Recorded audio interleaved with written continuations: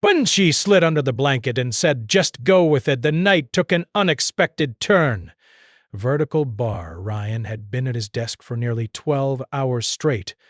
His eyes burned from staring at the computer screen, and his coffee had gone cold. The advertising campaign he was working on was due the next morning, and his boss had made it crystal clear that there was no room for delays. When his phone buzzed around 11 at night, he almost ignored it, but something made him glance at the screen. It was a message from someone he hadn't heard from in almost 2 years. The name on the screen brought back a flood of memories. They had grown up together, spent countless afternoons riding bikes through the neighborhood, studied together through high school, and shared dreams about what their futures would look like. Then life happened. She moved away for graduate school, and slowly their daily texts became weekly check-ins, then monthly updates, until eventually the messages stopped altogether. Breas. Her text was simple but urgent. Her flight had been canceled, and she was stuck at the airport with nowhere to go. Every hotel within reasonable distance was fully booked because of some big medical conference happening downtown. She apologized for reaching out after so long, said she understood if he couldn't help, but wondered if maybe, just maybe, he had a couch she could crash on for one night. Ryan didn't even hesitate. He told her to grab a cab and come over. His apartment wasn't much, just a small studio on the 3rd floor of an old building, but it had a couch and a roof that didn't leak. That was enough. While he waited, he tried to tidy up a bit. Breath. He shoved the pile of laundry into his closet, washed the dishes that had been sitting in the sink since morning, and attempted to make the couch look somewhat presentable. He found some extra blankets in the storage closet and a pillow that didn't smell too much like the closet itself. When she knocked on the door around midnight, Ryan felt a strange flutter of nervousness. He opened it to find her standing there, completely soaked from the rain that had started pouring about an hour earlier. Her hair was plastered to her face, her jacket dripping water onto the hallway floor, and she was pulling a small suitcase that had seen better days. But when she smiled, it was like no time had passed at all. They hugged, and she laughed about what a mess she looked like. Ryan grabbed her a towel and showed her where the bathroom was, so she could change into dry clothes.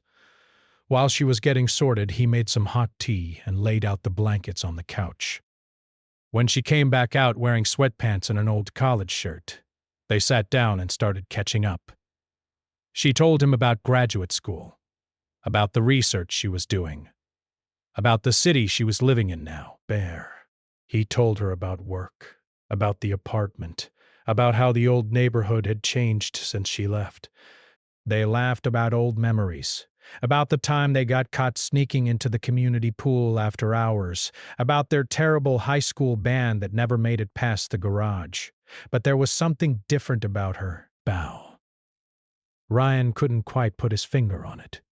She seemed tired in a way that went beyond just physical exhaustion. Her smiles didn't quite reach her eyes the way they used to. When she talked about her life, she kept things surface level, never really digging into how she felt about any of it. Around 1 in the morning, Ryan finally said he should probably get some sleep since he had work in the morning. She thanked him again for letting her stay, apologized once more for the inconvenience, and settled onto the couch with the blankets. He went to his bedroom, leaving the door slightly open so she wouldn't feel completely cut off in the unfamiliar apartment. Ryan lay in bed staring at the ceiling. Sleep wouldn't come. His mind kept circling back to his old friend in the next room. Something wasn't right. He could feel it in his gut. People don't just disappear from your life for 2 years and then show up out of nowhere because of a canceled flight. There were other friends in this city she could have called, but she had reached out to him specifically. He was still turning this over in his mind when he heard a soft sound from the living room. At first, he thought maybe she was just adjusting on the couch, trying to get comfortable. But then he heard it again. It sounded almost like someone was crying, but trying very hard not to be heard. Ryan sat up in bed, uncertain what to do. Would that be intrusive? Would that be intrusive? Maybe she needed space, but they had been friends for so long. If something was wrong, wouldn't she want someone to ask? Before he could decide, he heard footsteps in the hallway. His bedroom door, which he had left ajar, slowly creaked open wider. In the dim light filtering in from the street lamp outside, he could see her silhouette standing in the doorway. Her voice was barely above a whisper when she spoke. "Hey, are you still awake?" There was something fragile in her tone, something that made Ryan's chest tighten with concern. Ryan pushed himself up on his elbows, trying to see her face better in the darkness. "Yeah, I'm awake, Burry." "Is everything okay? Is the couch really that uncomfortable?" She gave a small laugh, but it sounded forced. "The couch is fine." "Well, actually it's kind of lumpy. But that's not really the problem."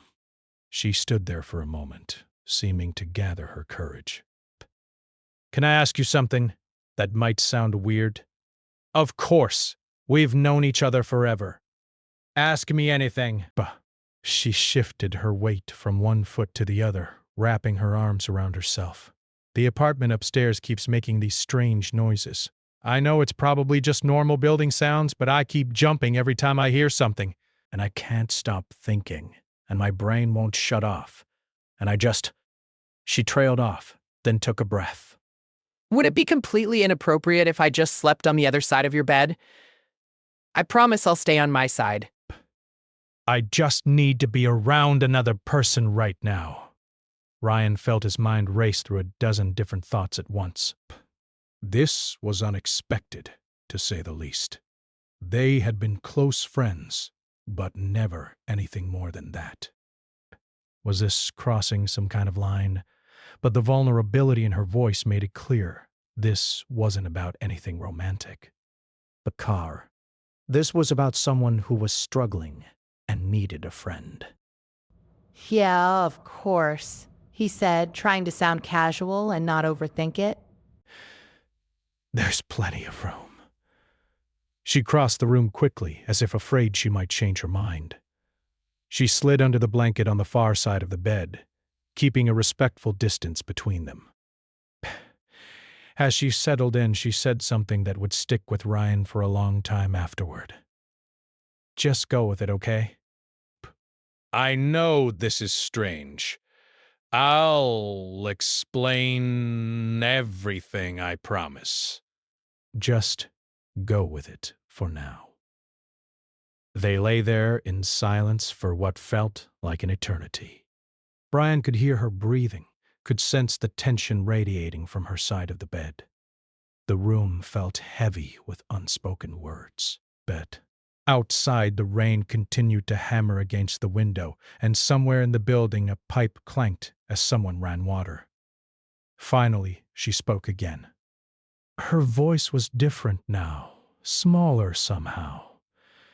"I haven't been completely honest with you." About why I'm really here.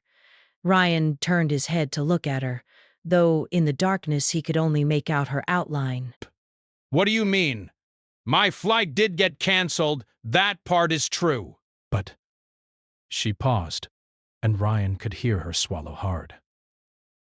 "I had other options. I have a cousin who lives about 40 minutes from here." "Yeah." There were hotels further out I could have reached. I specifically wanted to see you. "I needed to see you." "Okay," Ryan said slowly, trying to process this. "Why didn't you just say that?" "Because I didn't know how to explain it without explaining everything else, and I wasn't sure I was ready to talk about it yet." She was quiet for a moment, then continued. "Do you remember the week before I left for graduate school? We had that big party at the community center?" Breath. Everyone was there, saying goodbye, making toasts about my bright future. "Yeah, I remember." You seemed excited about the move. I wasn't excited, she said quietly. I was running away. Ryan felt his stomach drop. Running away from what? And then she told him. The words came slowly at first, then faster, like water breaking through a dam. The week before that party, she had discovered something terrible about the person she had been dating.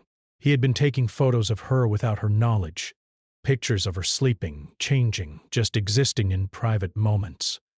She had found them on his computer by accident when she borrowed it to check her email. But it was worse than that. He hadn't just been keeping these photos for himself.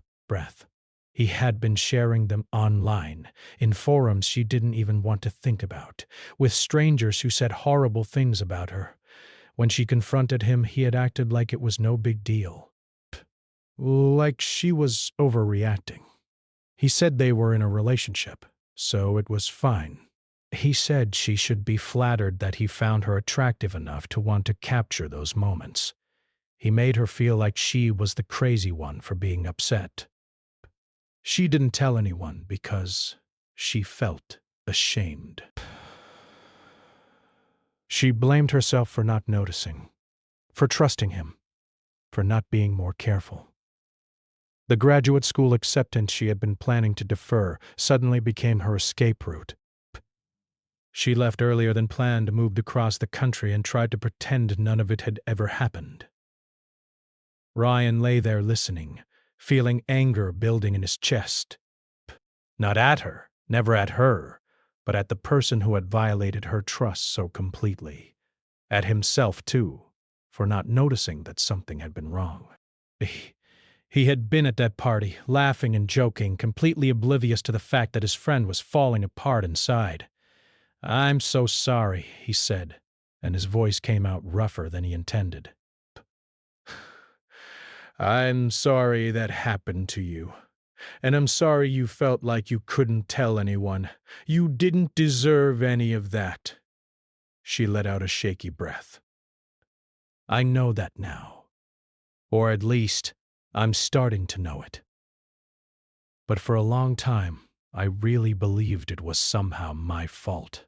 That I should have seen the signs, should have protected myself better." "That's not how it works," Ryan said firmly. "He's the one who did something wrong, not you. Bess, you trusted someone you were in a relationship with. That's normal. That's what you're supposed to do. He's the one who betrayed that trust." "My therapist says the same thing," she said with a small, sad laugh. "I've been seeing someone for about a year now.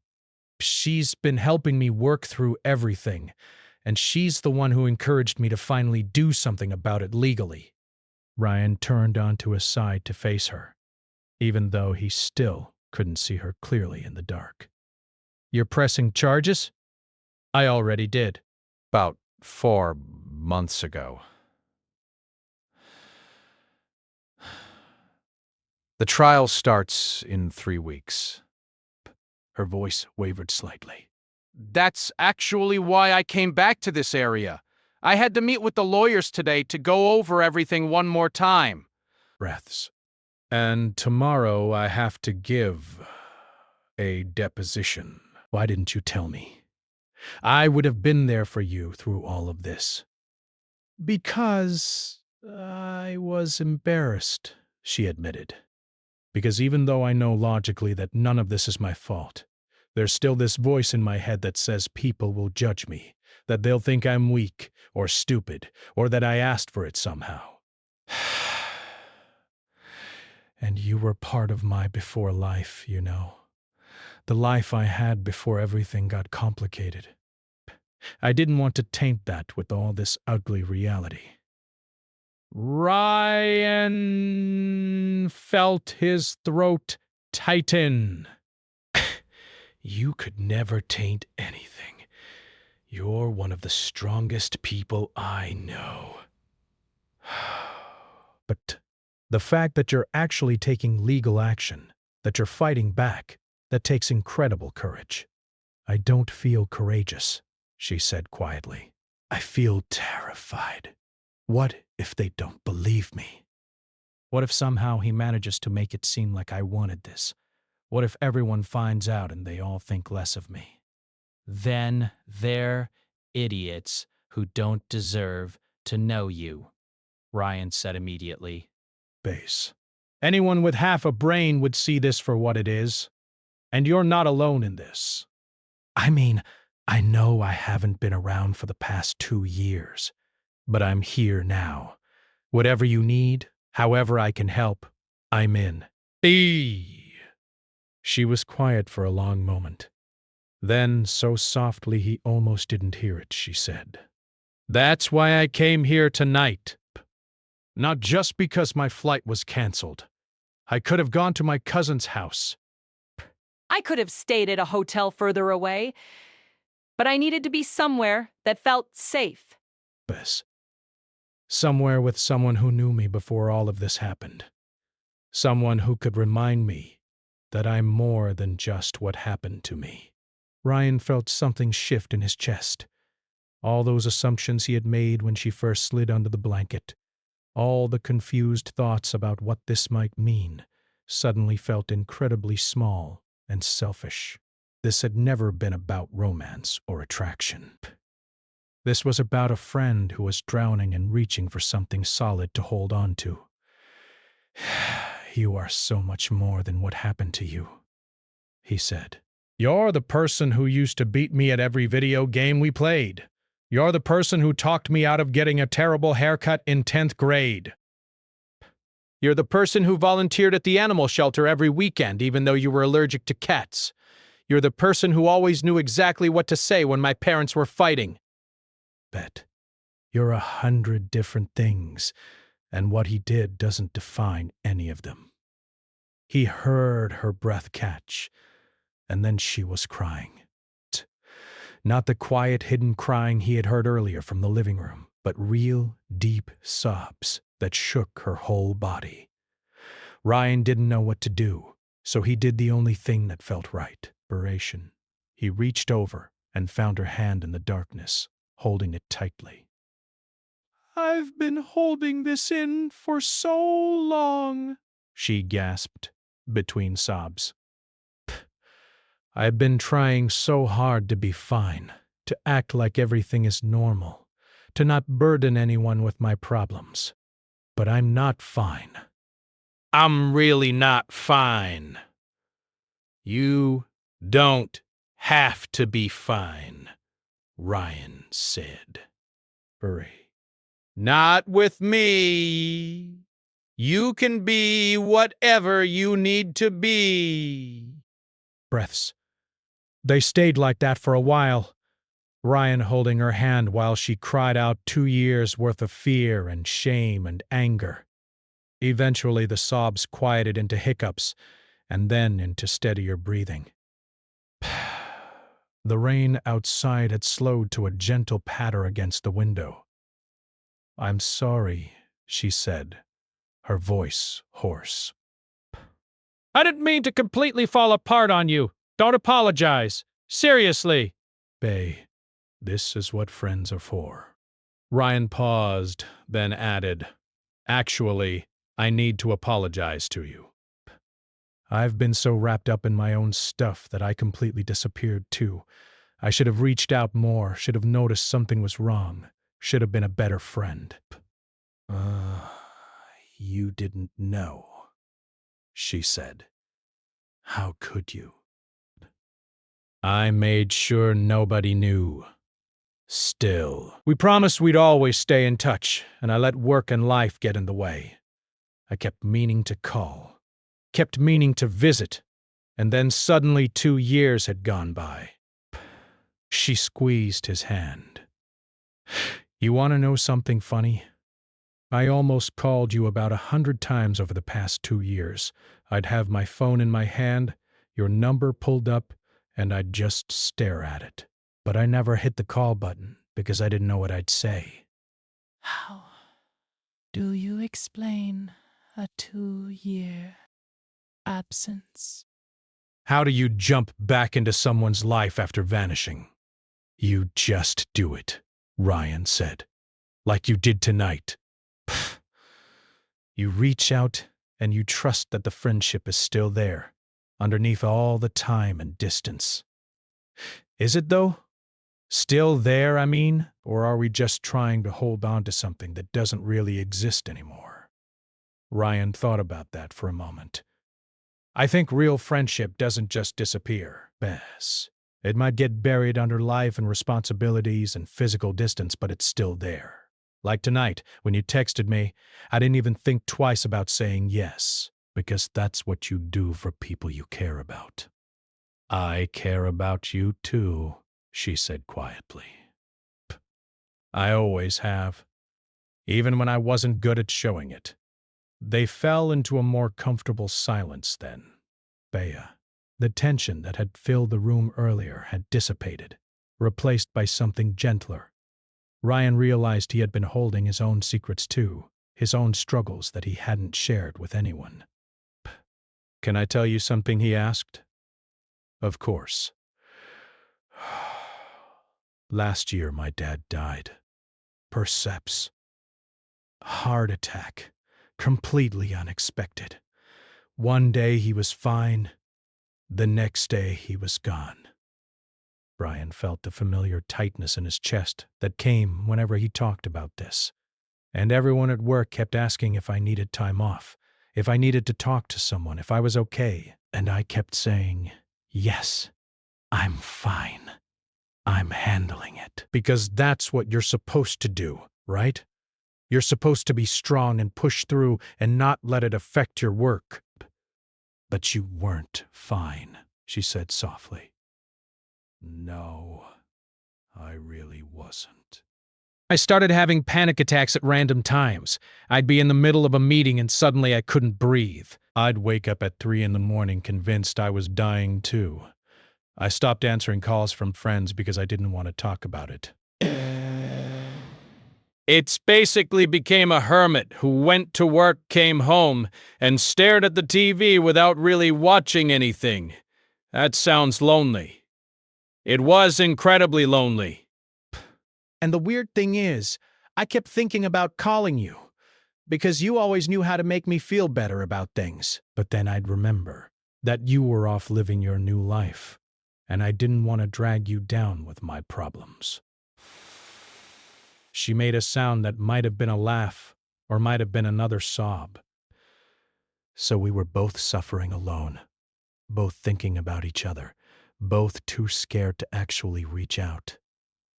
That's pretty ridiculous when you think about it. Yeah, it really is. I wish I had known about your dad, she said. I would have come back for the funeral. I would have been there for you.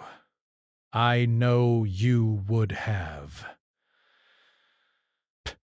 And I wish you had told me what you were going through. I would have driven out to see you, would have helped you figure out what to do. Maybe we were both just too caught up in trying to handle everything on our own, she said. Maybe we forgot that asking for help doesn't make you weak. Ryan nodded in the darkness. My therapist, yeah, I'm seeing someone too now. She says that isolation is one of the worst things you can do when you're struggling, that humans are social creatures, and we need connection to heal. But it's so much easier to just shut everyone out and deal with things alone. Easier, but not better, she agreed. Bay, as the first hints of dawn started to lighten the sky outside, they were still talking. The conversation had moved beyond the heavy topics, drifting back to easier memories. Birth. They talked about the treehouse they had built one summer, how it had taken them 3 months of weekends to finish it, and how it collapsed during a windstorm before they'd even had a chance to really enjoy it. They laughed about the time they got detention together for a prank they didn't actually do, but took the blame for because they thought it was funny to be detention partners. She told him about her research, about the project she was working on that might actually make a difference in how doctors treat certain conditions.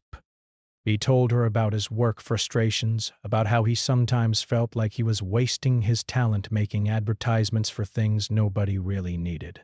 Do you remember what we used to say we'd be doing by now? She asked as the room grew lighter. You were going to cure cancer, and I was going to write the great American novel, Ryan said with a laugh. We were so sure of ourselves back then. We had all the answers. Yeah, and now I feel like I have nothing but questions. She yawned, and Ryan realized they had been talking for hours. The clock on his bedside table showed it was almost 6 in the morning. He needed to be at work in a few hours, and she had her deposition later that day. We should probably try to get at least a little sleep, he said reluctantly.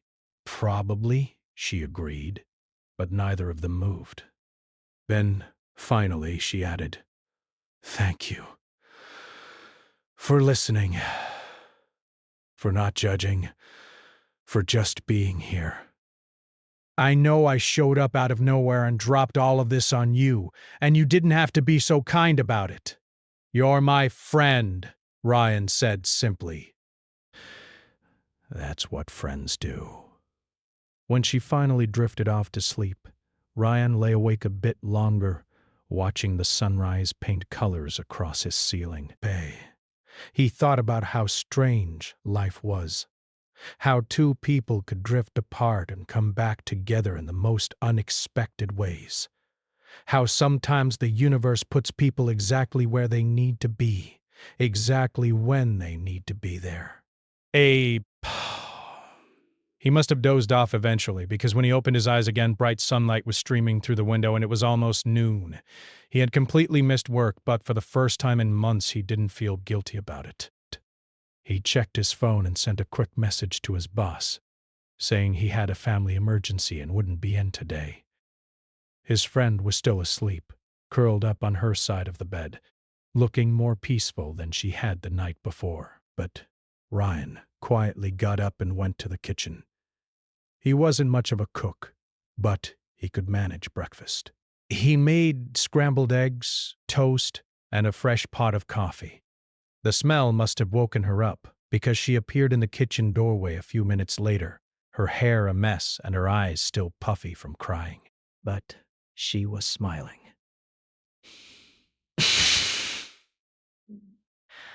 But she was smiling. You made breakfast. Don't get too excited. My cooking skills are pretty limited, but it's edible, I promise. They ate together at his small kitchen table, and it felt natural and comfortable, like no time had passed at all. When she checked her phone and saw what time it was, she panicked slightly. My deposition is at 3. I need to get cleaned up and find something appropriate to wear. Bet. When do you have to leave town? Ryan asked. Tomorrow afternoon. I have one more meeting with the lawyers in the morning. Then I fly back home. Okay, so here's what we're going to do, Ryan said, making a decision. After your deposition, you're coming back here. We're going to order pizza. We're going to watch terrible movies, and we're going to not talk about anything serious unless you want to. And tomorrow morning, I'm driving you to your meeting, then to the airport. You don't have to do all that.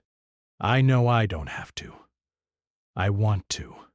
Plus, we have 2 years of friendship to catch up on. One night wasn't nearly enough. She looked at him for a long moment, her eyes getting shiny again, but this time she was smiling.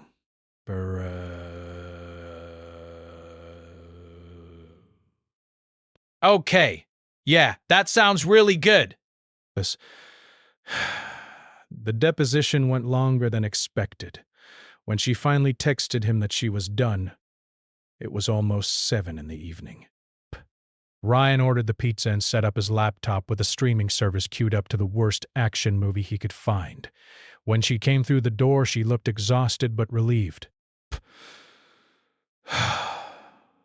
It's over, she said. Well, that part is over anyway. The actual trial is still coming, but I got through today. I'm proud of you, Ryan said, and meant it. They spent that evening doing exactly what Ryan had promised.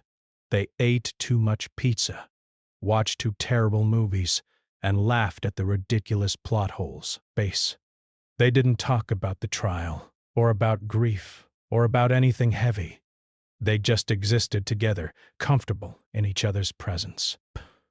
When it was time for bed, she didn't even ask this time. She just grabbed the extra pillow and headed to his bedroom like it was the most natural thing in the world. And maybe it was.